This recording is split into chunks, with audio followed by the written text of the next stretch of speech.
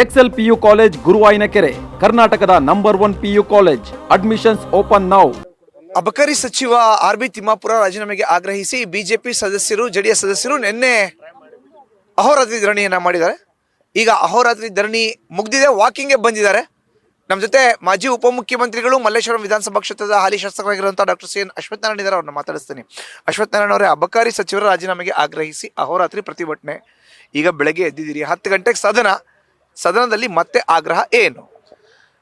ಅದೇ ಮುಂದುವರೆದು ಈ ಭ್ರಷ್ಟಾಚಾರದ ಆಪಾದನೆ ಇವತ್ತೇನು ಸಾಕ್ಷಿ ಸಮೇತವಾಗಿ ಅಬಕಾರಿ ಸಚಿವರು ತಿಮ್ಮಾಪುರ ಮೇಲೆ ನಾವೇನು ಮಾಡ್ತಾಯಿದ್ದೀವೋ ಆ ವಿಚಾರದಲ್ಲಿ ಆ ಮಂತ್ರಿನ ವಜಾಗೊಳಿಸಬೇಕು ಅನ್ನೋಂಥದ್ದು ನಮ್ಮ ಸ್ಪಷ್ಟ ಬೇಡಿಕೆಯಾಗಿದೆ.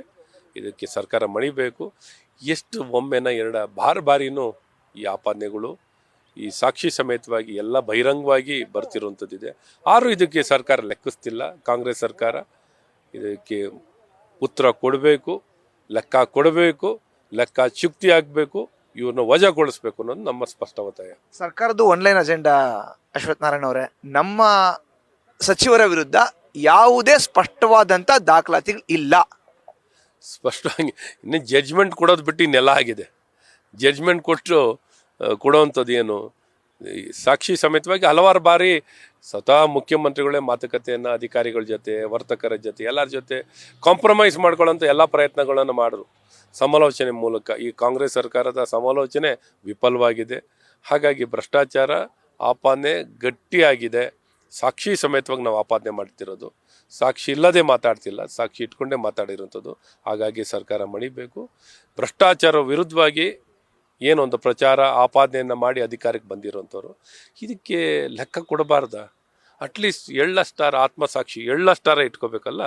ಏನು ಇಟ್ಕೊಳ್ದೆ ಇಷ್ಟು ಎಲ್ಲ ಬಿಟ್ಟು ನಿಂತಿರೋಂಥ ಈ ಕಾಂಗ್ರೆಸ್ ಸರ್ಕಾರಕ್ಕೆ ಏನು ಹೇಳಬೇಕು? ಇನ್ನೇನು ಹೇಳ್ಬೋದು? ಅವ್ರ ಹತ್ರ ಉತ್ತರವೇ ಇಲ್ಲ.